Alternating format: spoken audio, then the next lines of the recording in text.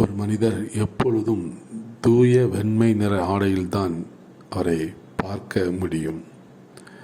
தம் ஆடையில் சாதாரண பார்வைக்கு புலப்படாத மிக சிறிய கரைகளை கூட நீக்க அதிக சிரத்தை எடுத்துக்கொள்வார்.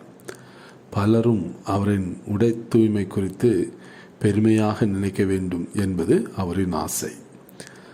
அவர் ஒருமுறை தம் வயதான தாயிடம், அம்மா, அலுவலகத்தில் என்னோடு யாரும் சகஜமாக பழகுவதில்லை.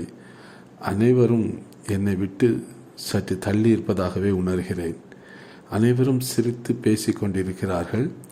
நான் அங்கு சென்றவுடன் அமைதி காக்கிறார்கள். நான் அவ்விடம் விட்டு கடந்தவுடன் மறுபடியும் மகிழ்ச்சியாக பேசிக்கொள்கிறார்கள்.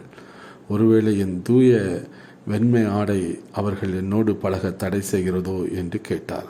அதற்கு தாய், உன் ஆடையில் உள்ள வெண்மையும் தூய்மையும் உன் மனதிலும் இருக்கிறதா என்று சோதித்து பார் என்றார். ஆம், தூய ஆடைகள் நம் மனதுக்கு மகிழ்ச்சியும் உற்சாகத்தையும் தரும்.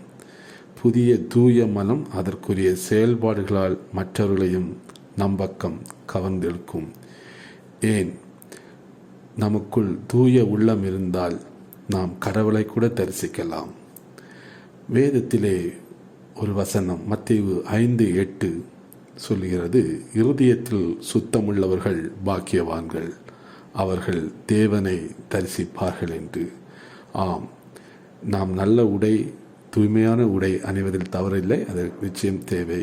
ஆனால் நம்முடைய இருதயம் சுத்தமுள்ளதாக இருக்கிறதா என்று நாம் சோதித்து பார்ப்போம். அதுதான் மனித வாழ்க்கைக்கு மிகவும் முக்கியமானது. கர்த்தர் தாமே இந்த வார்த்தைகளை ஆசீர்வதிப்பாராக. ஆமென்.